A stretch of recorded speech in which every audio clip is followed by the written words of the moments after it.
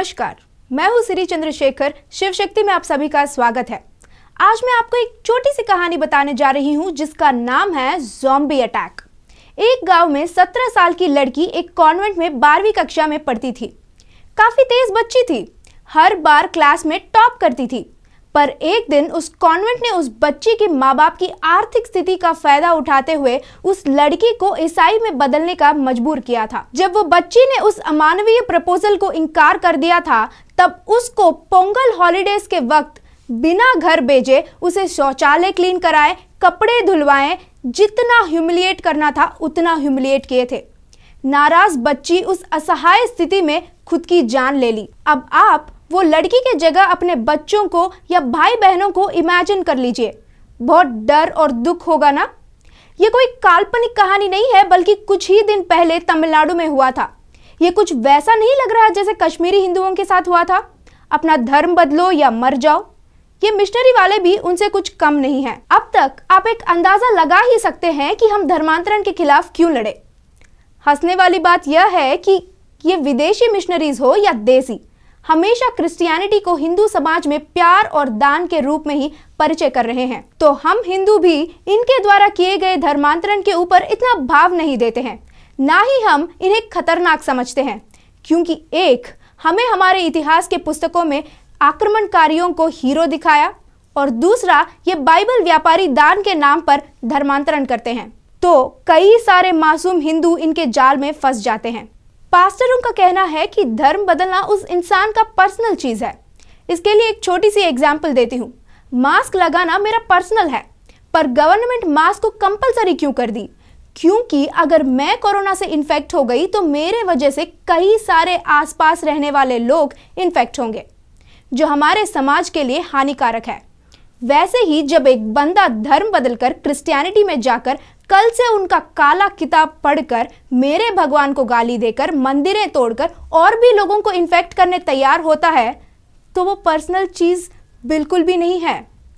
आगे बढ़ने से पहले इन वीडियो क्लिप्स को देख लीजिए। ഹല്ലേലൂയ എന്റെ പ്രിയപ്പെട്ടവരെ, ഉത്തരാഞ്ചലിലെ ഹൈന്ദവരുടെ പുണ്യഭൂമിയായി അറിയപ്പെടുന്ന ഋഷികേശിൽ നിന്നാണ് നിങ്ങളോട് ഇത് സംസാരിക്കുന്നത്.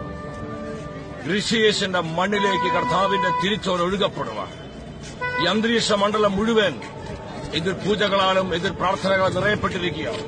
കർത്താവിന്റെ അത്ഭുതനാമത്തിന്റെ ശക്തിയാൽ ഈ അന്തരീക്ഷ മണ്ഡലം ശുദ്ധീകരിക്കപ്പെടുവാൻ ഈ ദേശത്തിന്റെ ഇവാഞ്ചലൈസേഷനെ തടയുന്ന മഹാസർപ്പം കർത്താവിന്റെ വാളിനാൽ കുത്തിപ്പിളർക്കപ്പെടുവാൻ നമുക്കൊരുമിച്ച് പ്രാർത്ഥിക്കാം.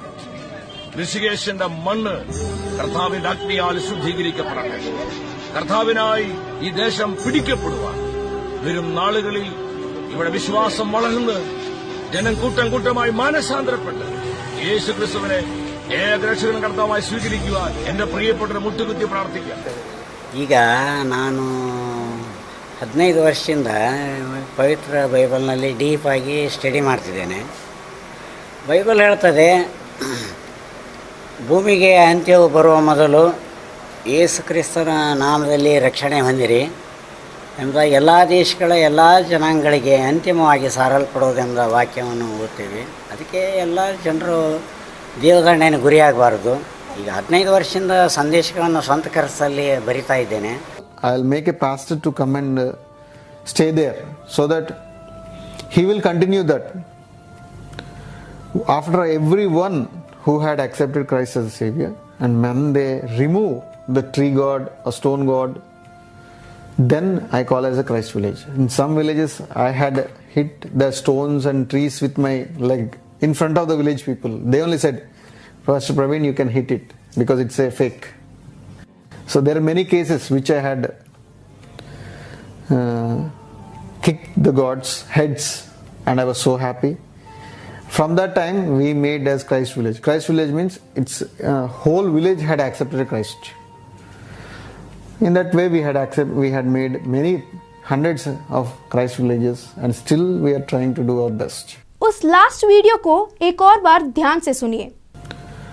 After everyone who had accepted Christ as a Savior, and when they remove the tree god or stone god, then I call as a Christ village. In some villages I had hit the stones and trees with my leg in front of the village people. They only said, Pastor Praveen, you can hit it because it's a fake. So there are many cases which I had kicked the gods' heads, and I was so happy. From that time, we made as Christ Village. Christ Village means it's whole village had accepted Christ. इसमें pastor Praveen चक्रवर्ती कह रहा था कि जैसे उस गांव में सबका धर्मांतरण हो जाता है, तब उस गांव में कोई भगवान की मूर्ति या मंदिर नहीं रहेगी। वही नहीं, उसके द्वारा कन्वर्ट हुए लोग भी उन मूर्तियों को पैर से लात मारकर फेंक देंगे। अब बताइए, ये पर्सनल इश्यू कहां से हुआ? पास्टर प्रवीण या देवदास देसाई जैसे लोगों को देखकर ये मत समझना कि इतने सारे ईसाइयों में से वो अकेले ही तो हैं। नहीं, एक पास्टर प्रवीण या देवदास देसाई अपना इस इन्फेक्शन को गांव में, शहर में और 100 लोगों को इन्फेक्ट करके आते हैं। ये एक व्यक्ति या 2 व्यक्तियों का मेंटल प्रॉब्लम नहीं है, इनके आइडियोलॉजी में है, इनके किताब में है। मूर्ति पूजकों को नीचा दिखाना और उनके विश्वासों को अपमान करना। चलिए एक बात बताती हूं, हम सनातनी या मूर्ति पूजक भारत में मेजॉरिटी हैं, पर हम काफी सेक्युलर हैं। अन्य धर्म के लोग यहाँ समृद्ध हैं। कैसे? क्योंकि हमारा आइडियोलॉजी वसुदैव कुटुंबकम है। वही हम बाइबल की बात करें तो जैसे आप स्क्रीन पर पढ़ सकते हैं, बाइबल में मूर्ति पूजा की तुलना यौन अनैतिकता और अशुद्धता से किया गया है और हमारे भगवानों को शैतान कहा गया है। तो कहाँ है इसमें प्यार? और क्या आपको लगता है ऐसी एक सोच रखने वाले लोग, ऐसी नफरत भरी एक किताब का अनुसरण करने वाले लोग ज्यादा हो जाएंगे तो हमारे मंदिरों को ऐਵੇਂ छोड़ देंगे? 2 साल पहले तमिलनाडु में एक क्रिश्चियन मिशनरी ने भारत माता की मूर्ति को यह कहकर ढक दिया था कि वह मूर्ति उनका रिलीजियस सेंटिमेंट्स को हर्ट करती है। 2020 में कविता नाम की एक महिला को अपने पड़ोसी ईसाइयों ने अपने घर में जोर से घंटी बजाने के वजह से उस महिला के घर में घुसकर पीटे थे। तो यहाँ पर हमें धर्मांतरण 2 चीजें स्पष्ट करती हैं। पहला, हम मूर्ति पूजकों के प्रति इंटॉलरेंस और दूसरा, देश के प्रति नफरत। क्या आप उस दिन तक इंतजार करते रहेंगे जब यीशु जैसा कोई पड़ोसी अपने घर में पूजा करने पर आपका सर फोड़े, गांव या शहर में हमारे भगवान की मूर्तियां तोड़े? हम हिंदुओं की खामोशी के वजह से ही आज एक सनातनी बच्ची इन मिशनरियों का शिकार बन गई।